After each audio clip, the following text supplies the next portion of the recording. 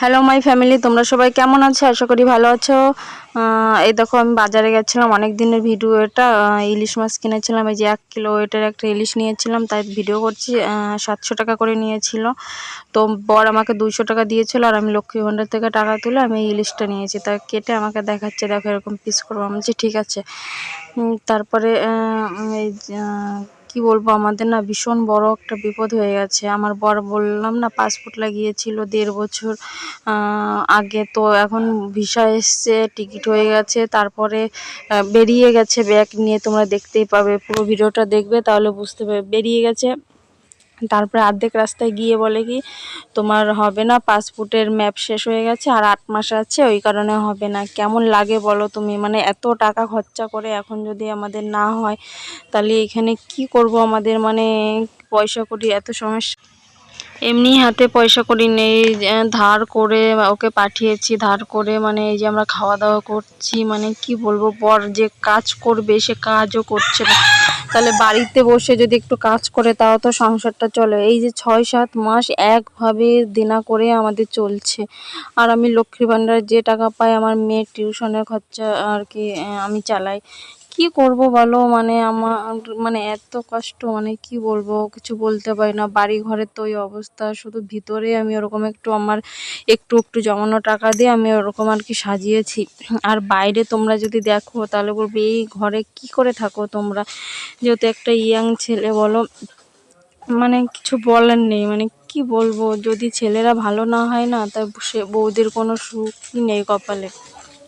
মানে ওর কথাবার্তাই কেমন যেন। তোমরা তো দেখেছো আগের ভিডিওতে, এই ভিডিওতেও দেখতে পাবে। পরে এই সন্ধ্যা দিয়ে তারপরে একটু খিদে খিদে পাচ্ছিল আর কি, যে চিড়ে ভাজা নিয়ে, কাঁচা চিড়ে আর কি খেয়ে নিচ্ছি। কাঁচা চিড়ে খেতে আমার খুবই ভালো লাগে, ওর জন্য কাঁচা চিড়ে খাচ্ছি। চাটা তো খাই না সন্ধ্যার সময়। তারপরে আমার বর এই যে বাজার থেকে এসছে বাড়িতে। বাজার থেকে এসছে, দেখো বাজার থেকে এই যে 12 ভাজা নিয়ে এসছে আমার জন্য। তারপরে মেয়ের জন্য একটা ড্রাগন ফল, এটার দাম নিয়েছে 60 টাকা। তা আমি ওকে বললাম কি 60 টাকা নিয়েছে, আর আমাকে এখানে একটা গালাগালি করেছে। তোমাদের শোনাতাম যে একটু বাজে একটা গালাগালি, তার জন্য আমি এখানে মিউট করে আমার ভয়েস ওভার দিয়ে দিচ্ছি। তারপর ওই যে পাঁপড় ভাজা নিয়ে এসছে, আবার চপ নিয়ে এসছে। তা আমি আবার বলছি কি এত কিছু আনার কি দরকার ছিল, পয়সা নেই এমনি। তারপরে দেখো ব্যাগে বাজার করেনি, শুধু খাবার নিয়ে এসছে। ওই যে একটু ওল নিয়ে এসছে, আর ওই যে পটল, আর ওর মধ্যে একটু মাছ আনতে, মাছের ডিম আনতে বলেছিলাম, একটু মাছ এই নিয়ে এসছে। তাও সাগরে মাছ নিয়ে এসছে। মানে ওর যেটা খেতে ইচ্ছা করবে সেটাই আনবে। আর কি বলবো, এই যে চপ নিয়ে এসছে, এই যে প্যাটিস নিয়ে এসছে 3টে। তো মেয়ে তো খায় না এইসব, তো মেয়ের জন্য অন্য কিছু নিয়ে। এখন রাত 8:30 বাজে, রুটি করে নেব। চলো তোমাদের রুটি করা দেখাবো আজকে আমি কি করে রুটি করি। সকালের টা শেয়ার করেছি, বিকাল থেকে আজকে শেয়ার করছি, কালকে ছাড়বো, সেটা তোমরা দেখবে। রুটি করি, কি রুটি করতে পারে কি না, আগে পারতাম না, এখন যা একটু শিখেছি সেটাই দেখবে। চলো। তারপরে সকালে ভাত একটু কম করে রান্না করেছিলাম, তাই যে এখন রুটি করে নিচ্ছি। আর মেয়ে ক্যামেরা করে দিচ্ছে। মেয়েকে বললাম কি যে আমি আগে রুটি করতেই পারতাম না, এখন তাও শিখেছি। মানে এখন ভালোই করতে পারি, মানে শিখেই গেছি। তাও দেখো আমার রুটিটা আমি উল্টো দিকে বেলি, মানে এই পাল দিকে ঘোরাতে পারি না, উল্টো দিকে বেলি। কিন্তু রুটিগুলো আমার সবকটাই ফোলে। কিন্তু এই যে এটা প্রথম তো, তার জন্য মাঝখানে একটু দেওয়ার সময় ভাঁজ পড়ে গেছে, ওই কারণে আমার রুটিটা ফোলেনি। আর সবকটা রুটি ফলেছিল। তা মেয়েকে বললাম একটু ভিডিও করে দে, তো বললো না এখন আমি করবো না, করতে চায় না, যেহেতু ছোট মানুষ তো। তারপরে এই যে মেয়েকে একটু ওই যে পড়িয়ে আমি এই যে তখন এই যে রুটি করতে এসেছি। আরও বাজার থেকে চলে এসেছিলো, তোমাদের তো দেখিয়ে দিলাম। মানে মনে শান্তি নেই, জানো তো, মনটা এত খারাপ যে আজকে বিদেশে থাকতো, মানে আমাদের দেনা মেনা সব শোধ হয়ে যেত। আজ কি কপালে, মানে কি আছে কি বলবো, কপালটা এতই খারাপ, মানে কিছু বলার নেই। মানে আমরা চাইলেই তো সব সমাধান, যদি ভগবান না চায় আমরা কিছু করতে পারবো না। আমার বর কাজকর্ম করে না, শুধু সারাদিন রিল্যাক্স করে ঘুরে বেড়ায়।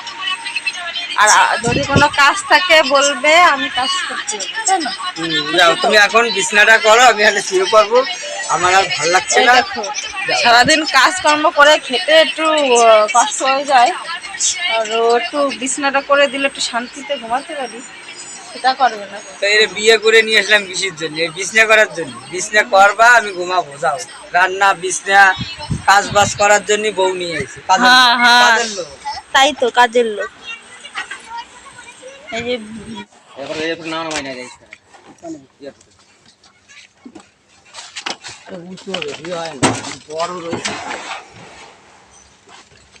এটা ওই তো দূরে খাওয়া। আমি উঠে উঠে হিন্দু খেয়ে। আরে বড় দেহে তাই তো ওরা দুধ খাওয়ার দরকার নেই। কিন্তু এই ক্ষেত্রে দমদম দমা কাজ করা লাগবে। দমদম এই যে দাও। আরে জামা প্যান্ট এর ভিতর ভরছি, এটা একটু খালি রাখছি। পরে যাই চেঞ্জ করবো।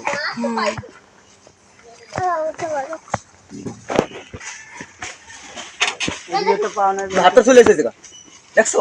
গাড়ি নিয়ে এসছো, হাতটা দিয়ে দিলে। কি হয়েছে তো? সুকেশের দোকানে তো দাঁড়াবি, হ্যাঁ? বাবা রাখ ঠাকুমা বাবা, বোঝো না, এটা আমিও বুঝি। রাখ না বাবা, মোবাইল টোবাইল ভাঙে ফেলে।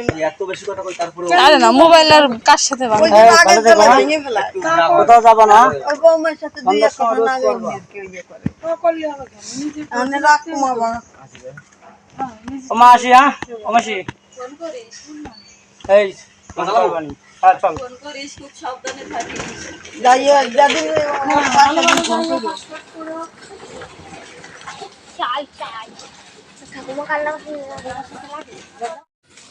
আজকে মেয়ের পরীক্ষা ছিল, ওকে পরীক্ষা দিতে নিয়ে গেছি। তারপরে এসে জামাটাও চেঞ্জ করিনি। তা মেয়ে বলল, মা আমাকে একটু ড্রাগন ফল কেটে দাও।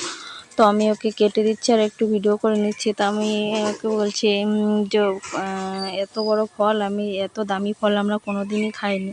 তো এটার দাম 60 টাকা নিয়েছে। আমি তখন বাজার থেকে এনেছে, আমি করে উঠেছি। তা আমার বড় বলছে, তুমি ওকে করে উঠলে এই খেয়ে আমার মেয়ের কাজেও লাগবে না। মানে আমি হচ্ছে কি মানে এর থেকে দামি মানে বেশি টাকা দিয়েও আমার মেয়েকে কিনে দিয়েছি, যেহেতু ও খেতে দিয়েছে 120 টাকা দিয়েও ওকে কিনে দিতে হয়েছে। ওই ফলটা খেতে খুবই ভালোবাসে। পয়সা না থাকলেও দেওয়ার চেষ্টা করি আমার মেয়েকে, একটা যেহেতু মেয়ে। তারপর আমি ওকে বলছি, বলতো এটা কী কালার হবে? ও বলছে কি জানি না, আমাকে বলছে তুমি দেখে বলছো। আমি ওকে বলেছি যে লাল কালারই হবে, সাদা কালার হলে উপর থেকে বোঝা যায় যে লাল হবে না সাদা হবে। তারপরে ওই যে আমি ওকে কেটে দিচ্ছি। তো ফলটা খেতে এতটা ভালো লাগেনি। তারপরে দেখো আমি দুটো ওই করে দেখাচ্ছি, ও দেখাচ্ছে ভিডিও করে। তো ওই খেয়েছে, আমি অতটা আমার ভালো লাগে না, ওই কারণে আমি খাই না। ওকেই কিনে দিই আমি।